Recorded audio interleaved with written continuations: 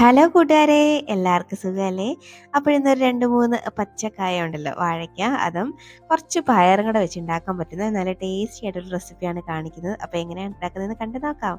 അതിന് മുന്നേ ചാനൽ ഇതുവരെ സബ്സ്ക്രൈബ് ചെയ്യാതെ ആരെങ്കിലും കാണുന്നുണ്ടെങ്കിൽ പ്ലീസ് ഒന്ന് സബ്സ്ക്രൈബ് ചെയ്ത് സപ്പോർട്ടോടെ ചെയ്തേക്കണേ. അപ്പോൾ ഞാനിവിടെ ഒരു കുക്കർ ഒന്ന് എടുത്ത് വെച്ചിട്ടുണ്ട്.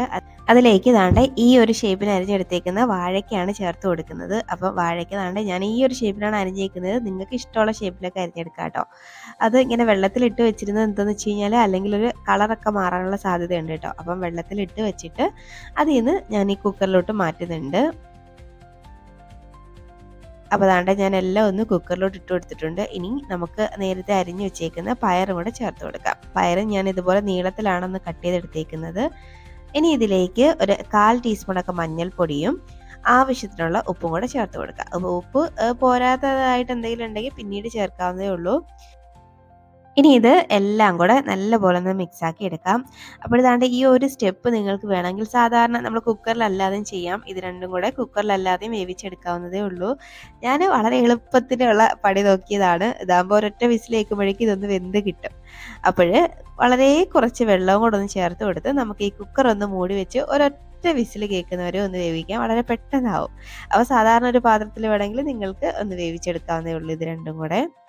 അപ്പോൾ ഞാനിതൊന്ന് അടുപ്പത്തേക്ക് മാറ്റുന്നുണ്ട്. ഇനി ഈ സമയം കൊണ്ട് അത് വേവുന്ന സമയം കൊണ്ട് നമുക്ക് ഒരു മിക്സിയുടെ ജാറിലോട്ട് ഒരു 10-20ഓളം കുഞ്ഞുള്ളി ഒന്ന് ചേർത്ത് കൊടുക്കാം. ഒരു ചെറിയൊരു കൂട്ടൊന്ന് തയ്യാറാക്കാൻ വേണ്ടിയിട്ടാണ്. ഇനി ഇതിലേക്ക് ഒരു 8-9ഓളം വെളുത്തുള്ളി അല്ലിയാണ് ഞാൻ ചേർത്ത് കൊടുക്കുന്നത്. അപ്പോൾ അതും കൂടെ അങ്ങോട്ട് ചേർത്ത് കൊടുക്കാം. ഇനി ഇതിലേക്ക് എരിവിന് വേണ്ടിയിട്ട് ഒരു 5 വറ്റൽമുളക് ഞാൻ ചേർക്കുന്നുണ്ട്. ഇത് ശരിക്കും പറഞ്ഞാൽ നല്ല എരിവ് കുറഞ്ഞതാണ്. അതുകൊണ്ടാണ് ഞാൻ 5എണ്ണം എടുത്തത്. അപ്പോൾ അത്യാവശ്യം എരിവുള്ളതാണെങ്കിൽ കുറച്ച് ചേർത്താൽ മതി. ഇനി ഇത് നല്ലപോലെ ഒന്ന് ക്രഷാക്കി എടുത്തുകൊണ്ട് വരാം. അതുകൊണ്ട് ഇതുപോലെ.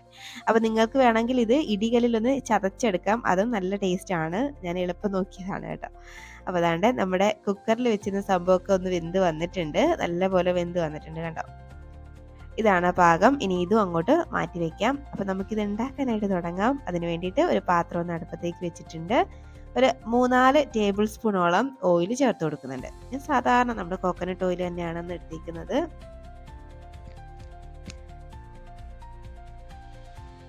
അപ്പോൾ നിങ്ങൾക്ക് ഇഷ്ടമുള്ള ഓയിലൊക്കെ ഉണ്ടാക്കാം കേട്ടോ. ഇനി ഇത് ഓയിൽ ചൂടാകുമ്പോഴേക്കും ഒരു 1/2 ടീസ്പൂൺ കടുക് ഒന്ന് ഇട്ട് കൊടുക്കാം. അതൊന്ന് പൊട്ടി വരുമ്പോഴേക്കും ഒരു 1/2 ടീസ്പൂൺ ചെറിയ ജീരകം കൂടെ ചേർത്ത് കൊടുത്തിട്ടുണ്ട്. ഇനി അതിലേക്ക് നമ്മളിവിടെ റെഡിയാക്കി വെച്ചേക്കുന്ന ചതച്ചെടുത്ത് വെച്ചേക്കുന്ന സംഭവങ്ങളുണ്ടല്ലോ, അതങ്ങോട്ട് ഇട്ട് കൊടുക്കാം. അപ്പോൾ അതാണ്ട് ഞാൻ എല്ലാം ഒന്ന് ഇട്ട് കൊടുത്തിട്ടുണ്ട്. ഇനി ഇതിൻ്റെ ആ ഒരു പച്ച മണം ഒന്ന് മാറണം. അതിന് വേണ്ടിയിട്ട് ഒന്നങ്ങ് വഴറ്റിയെടുക്കാം. അപ്പോൾ നമ്മളിതൊന്നും ഡയറക്റ്റ് അങ്ങ് അരച്ചെടുത്തതാണ്. ഇതിൻ്റെ പച്ചമണം ഒന്നും മാറിയിട്ടില്ലായിരുന്നു. അപ്പോൾ നല്ലപോലെ പച്ചമണം മാറുന്നവരെയും നല്ലപോലെ ഒന്നങ്ങ് വഴറ്റിയെടുക്കണം.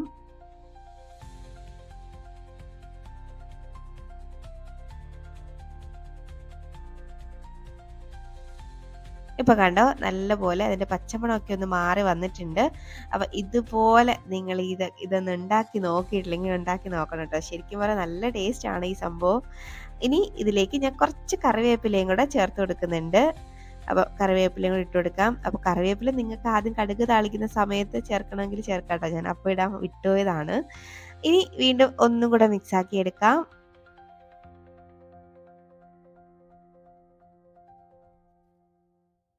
അപ്പോൾ അതാണ് ഞാൻ നല്ലപോലെ എല്ലാം കൂടെ ഒന്ന് മിക്സാക്കി എടുത്തിട്ടുണ്ട്. ഇനി നമുക്കിതിലേക്ക് ചേർക്കേണ്ടത് നമ്മൾ നേരത്തെ വേവിച്ച് വെച്ചേക്കുന്ന പച്ചക്കായയും പയറും കൂടെ ചേർന്ന മിക്സാണ്. അപ്പോൾ അതും കൂടെ ഇതിലേക്ക് അങ്ങോട്ട് ഇട്ട് കൊടുക്കാം.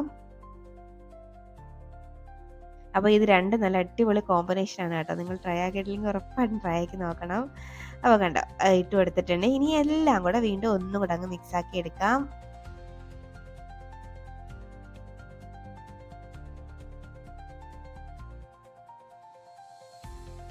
നല്ലപോലെ ഞാനൊന്ന് എല്ലാം കൂടെ മിക്സാക്കി എടുക്കുന്നുണ്ട്. ഈ സമയത്ത് നിങ്ങൾ ഉപ്പൊക്കെ ഒന്ന് നോക്കിയേക്കണേ. ഉപ്പിൻ്റെ എന്തെങ്കിലും കുറവുണ്ടെങ്കിൽ കുറച്ച് ചേർത്ത് കൊടുക്കണം. ഞാനിവിടെ ദാണ്ടെ കുറച്ച് ഉപ്പും കൂടെ ചേർക്കുന്നുണ്ട്, കുറച്ച് കുറവായിട്ട് തോന്നിയിട്ട്. ഇനി വീണ്ടും ഒന്നും കൂടെ ഒന്ന് മിക്സാക്കാം.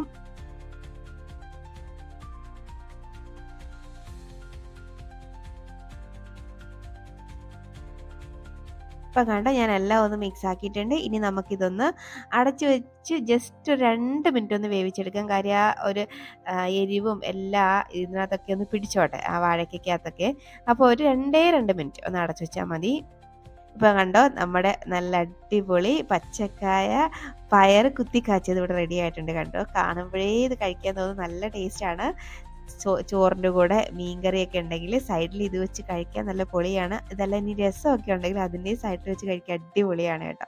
അപ്പോൾ എന്തായാലും നിങ്ങൾ ഇതുവരെയും ട്രൈ ആക്കി നോക്കിയിട്ടില്ലെങ്കിൽ ഉറപ്പായിട്ടും ട്രൈ ആക്കി നോക്കിയിട്ട് അഭിപ്രായം പറയാൻ മറക്കരുത്. വീഡിയോ ഇഷ്ടമായി ലൈക്ക് ചെയ്യാനും മറക്കരുത്. അപ്പോൾ ഇനി ഒരു റെസിപ്പിയുമായിട്ട് വീണ്ടും കാണാം. അതുവരേക്കും ബൈ. Thanks for watching.